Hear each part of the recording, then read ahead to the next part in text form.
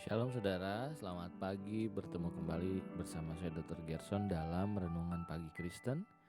Dan hari ini hari Senin, minggu yang baru di bulan Oktober, tanggal 18 Oktober 2021. Kita akan bersama-sama merenungkan firman Tuhan dan kita akan berdoa. Saya percaya Tuhan boleh memberkati kita ketika kita merenungkan firman Tuhan dan berdoa. Dan biarlah Tuhan boleh menuntun kita hari demi hari. Saudara, ayat firman Tuhan pagi hari ini kita akan baca dari 2 Raja-Raja 2 ayat yang ke-22. 2 Raja-Raja 2 ayat ke-22. Demikianlah air itu menjadi sehat sampai hari ini sesuai dengan firman yang telah disampaikan Elisa. Saudara, renungan pagi hari ini diberi judul ucapan yang menyehatkan. Saudara, kalau saudara baca dalam kisah 2 raja-raja ini, ya air atau dari sumber mata air ini tidak sehat sebelumnya, tetapi akhirnya Elisa kembali membuat air ini menjadi air yang sehat. Saudara, Tuhan memberikan kepada kita satu organ yang memiliki kemampuan yang luar biasa, yaitu mulut atau mulut dan lidah maksud saya.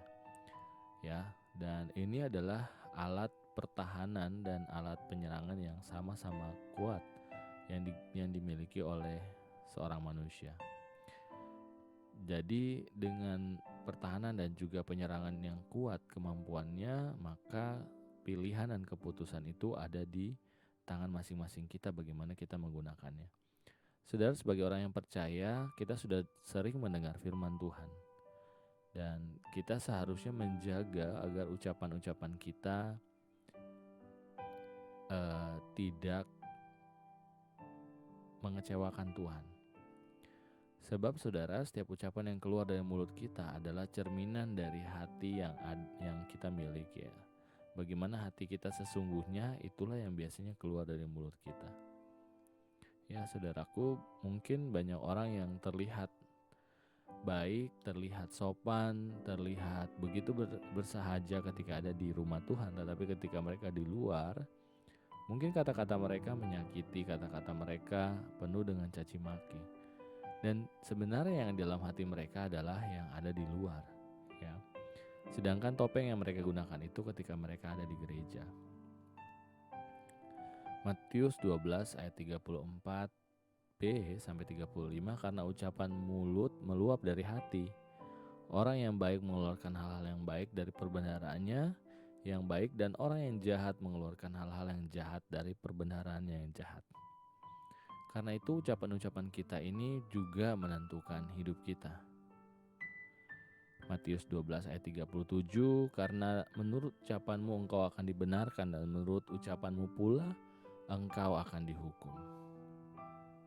Nah, kembali ke cerita yang tadi, saudaraku, ketika penduduk Yeriko mendapati bahwa air di negeri itu tidak sehat, segeralah mereka menemui Elisa, dan Elisa memberi suatu perintah. Ambil sebuah pinggan yang baru bagiku dan taruhlah garam ke dalamnya. Kata pinggan yang baru berbicara mengenai kehidupan seseorang yang sudah diperbaharui. Suatu kehidupan yang selaras dengan perkataan dan juga pikiran Kristus. Kamu adalah garam dunia, dan jika garam itu menjadi tawar, dengan apakah ia diasinkan? Tidak ada gunanya selain dibuang dan diinjak orang. Matius 5 ayat 13. Jikalau garam yang asin itu menjadi tawar, maka segalanya menjadi hambar. Ya saudaraku, dan akhirnya dalam cerita tadi air itu menjadi sehat kembali setelah Elisa mengucapkan firman Tuhan untuk menyehatkannya. Saudara, air adalah sumber yang ada di dalam hidup manusia. Ya, selain sinar matahari, sumber yang lain adalah kita harus memiliki air. Nah saudara, biarlah mulut kita pun mengeluarkan aliran-aliran ucapan yang baik, sehingga setiap orang yang mendengar firman Tuhan ataupun kata-kata yang baik dari kita menjadi diberkati.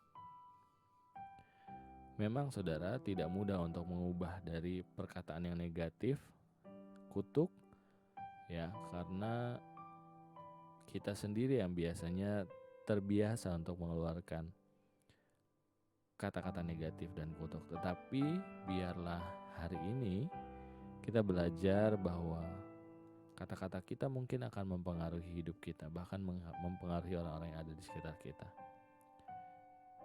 Begitu pula dengan aliran-aliran yang tadi, aliran air hidup yang mengeluar dari hidup kita, apakah itu mencerminkan kita sebagai anak Tuhan atau mencerminkan kita bukan sebagai anak Tuhan.